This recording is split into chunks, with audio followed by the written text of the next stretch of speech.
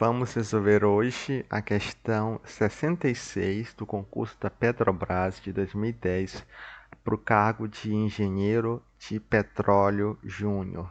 Então, a figura aqui ilustra um recipiente cilíndrico totalmente fechado e ele tem aqui, ó, na seção superior, um gás e ele tem aqui um óleo na parte inferior. Então, nós temos os pontos A, B e C no interior, estando A no seu tampo, C na sua base e B na interface entre o gás e o óleo. As densidades dos fluidos, né, do óleo e do gás, valem 0,8 gramas por centímetro cúbico do óleo e 0,01 grama por centímetro cúbico do gás. Então, sabendo que a pressão no ponto A vale 6 kPa e que a gravidade local vale 10 metros por segundo quadrado, conclui-se que a pressão no ponto C, em kPa, vale, é o que nós vamos tentar descobrir. Então, aqui nós temos uma questão clássica de pressão hidrostática.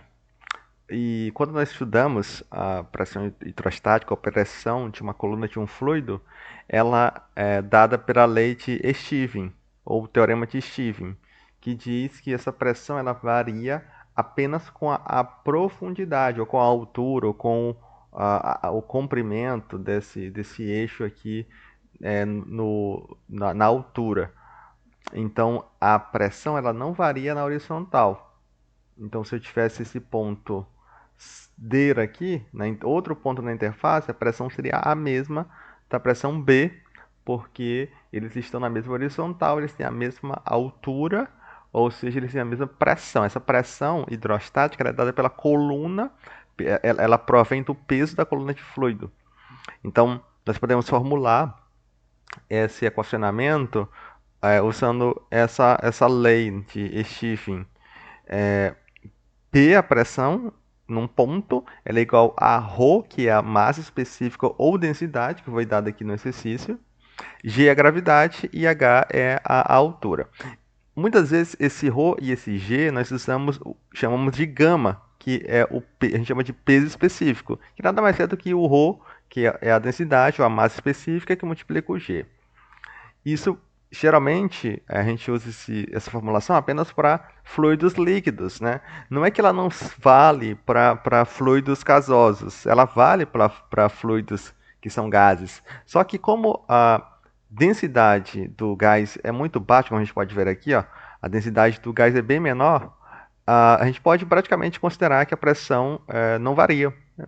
PA, PB, PC. Porque como o peso específico, né, que é a densidade que multiplica a gravidade, vai ser pequeno para um gás, nós vamos ter pequenas variações de A para B, de B para C. Então a gente pode praticamente considerar que a pressão é toda igual. Então aqui nós já temos uma informação bem interessante, que se aqui nós temos um gás e a pressão aqui no ponto A vale 6 kPa, então a pressão em todo o gás pode ser considerada como 6 kPa. Então a pressão em B vai valer 6 kPa.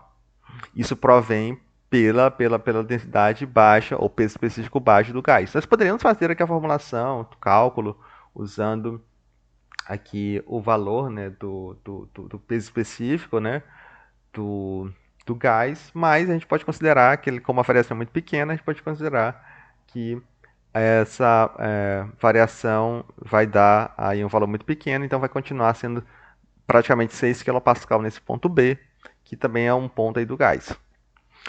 Então, nós vamos aplicar diretamente, né, a lei de Stevens aqui para a coluna de fluido do óleo, né? Então, a pressão nesse ponto C, ela é dada ela provém, né, da coluna que está acima dele. Então, nós temos uma coluna de gás e uma coluna de óleo. Então, o gás ele faz uma pressão de 6 kPa, PA, 6 kPa. Mais gama, que é o peso específico, que é a densidade que multiplica pela gravidade, vezes a altura, que aqui é 0,5 metros. Então, aqui nós fizemos uma transformação de unidades, 800 kg por metro cúbico é igual, a gente transformou a densidade aqui em gramas por centímetro cúbico em quilograma por metro cúbico, então ficou 800, a gravidade 10 metros por segundo quadrado, e nós temos aí 4.000 pascal, ou seja, 4 quilopascal de pressão desse fluido, desse óleo, somando com 6, nós temos aí 10 quilopascal, que é a resposta da nossa questão. Então, se ficou alguma dúvida, deixa aí nos comentários e nos vemos na próxima aula.